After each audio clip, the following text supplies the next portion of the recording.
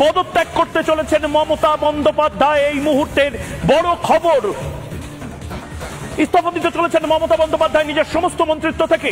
মমতা বন্দ্যোপাধ্যায় কেন এই জল্পনা উস্কে দিলেন? মমতা বন্দ্যোপাধ্যায় কি তাহলে অ্যাডমিনিস্ট্রেটিভ এই ফেলিওর, অর্থাৎ এই প্রশাসনিক ব্যর্থতা এবং কলকাতা পুলিশ কমিশনারকে বাঁচাতে, স্বাস্থ্য সচিবকে বাঁচাতে, স্বাস্থ্য সিন্ডিকেটকে বাঁচাতে নিজে তার মানে ইস্তফা দিয়ে চলে যাবেন? মমতা বন্দ্যোপাধ্যায়ের জায়গায় অন্য কেউ আসবেন? মমতা বন্দ্যোপাধ্যায় আজকে ঠিক কি বলেছেন একবার শুনুন।